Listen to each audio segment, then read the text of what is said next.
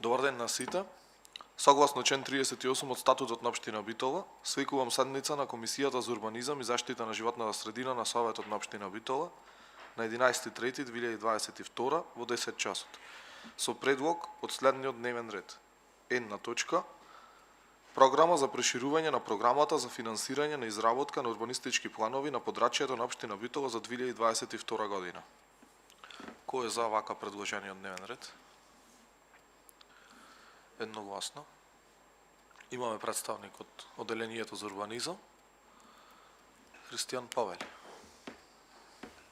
Добар ден на сите. Јас сум Христијан Атанасовски, председател во Комисијата за урбанизам при општина Битола, во делот на спроведување на урбанистички планови. И во однос на нашата работа, значи имаме потреба од дополнување, проширување на програмата за финансирање на изработка на урбанистички планови на подрачјето на општина Битола. И тоа во делот од точка 6, урбанистички проекти за воноват на урбанистички план, со точка 6.5.6.6 редоследно, со предлогот кој е... Само момент да го... Со предлогот кој е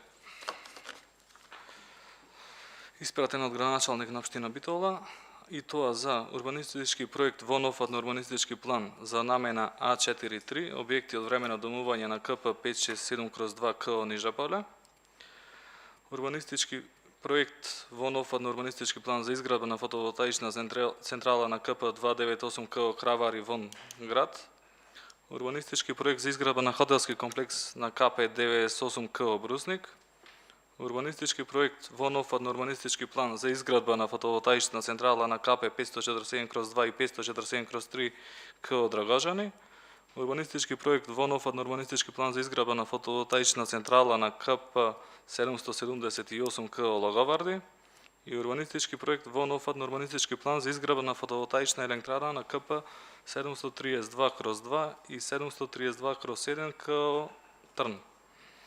Значи, финансирањето на овие, изработката на овие урбанистички проекти во целост е од заинтересираните физички и правни лица кои ги поднесле иницијативите за изработка на ваква проектна документација. Значи, во главном, барањето е од физички и правни лица, разгледани се од Комисијата за во делот на спроведување на урбанистички планови, прифатени се, предложени до градоначалник дека треба да се дополнат во потребно да се дополнат во програмата за финансирање, со тоа што во овие офати за прв пат се прави урбанизација. Значи, сега не е класична, во дел не е класична урбанизација поради тоа што земјиштето си го задржува својот статус, согласно законот за урбанистичко планирање, член 30 од службен весник 32/20. И во главно мислам дека тие треба да бидат, значи, дополнети во точка 6 во програмата. И има уште еден дел кој мислам дека повеќе како техничка работа, се тоа не беше спомнато до сите. Во делот на реализација на програмата и завршни одредби, алинеја 1.2.6, треба да се додаде и Оделението за спроведување на урбанистички планови при општина Битола. Во главном, тоа е, доколку има некакви прашања, отворени сме на, мислам, на располагање сме, не е проблем. Благодарам, Христијан. Дали некој бара збор? Павели, Гаврил? Јас имам едно прашање. Дали овие катастарски парцели што се за изградба на фотоволтаични централи се наоѓаат на плодно земјиште? Да, значи дел од нив се наоѓаат на плодно земјиште, меѓутоа за тоа во наредна постапка ќе мора да биде, мислам ќе мора да биде задолжително е барање и мислење од Министерството за земјоделие. Тие го задржуваат својот статус на земјоделско земјиште. Значи нема да се врши пренамена на земјоделско земјиште во градежно. Пошто факт е дека тие фотоволтаични во моментот се доста актуелни со поскапувањето на електричната енергија, меѓутоа Истите представуваат и како опрема, во случај сега наше размислување, пошто и ние бевме во дилема и не сме начисто до кој дел што е повредно, дали производството на електрична енергија или храна, поради тоа што станува збор за приватни инвеститори, собствени парцели се, не знам, правото нивно пак си ги имат тие да одлучат за каква намена ќе ги користат. Дали друг некој во разбор?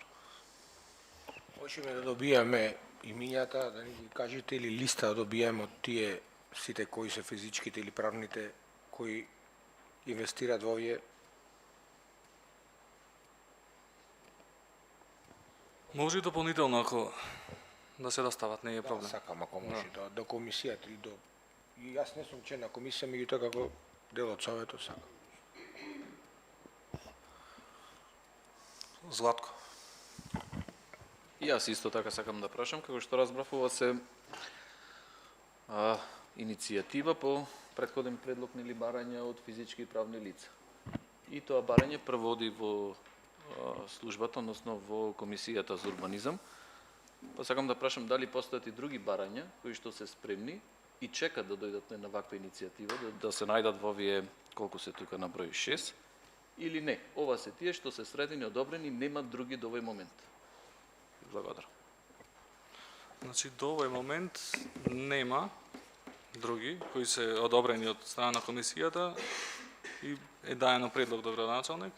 Заклучно со овој ден тие што се одобрени, тие се и предложени за програмата за проширување. Дали некој друг во разбор? Јас имам уште едно Повелете. прашање. Добро. За Нижеполе објектот за временно домување, знаеме што точно ќе биде?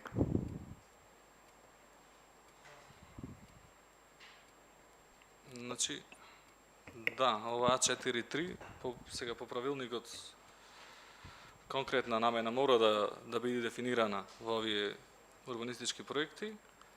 Значи, овие представуваат објекти за времено домување. Да, но дали знаеме што точно, конкретно ќе биде? Знаеме што се Не хотели, можеме ни да мотели? знаеме, мислам, во ова фаза ние не можеме ни да бараме подетално од тоа што ние во правилникот за урбанистичко планирање. Во ред.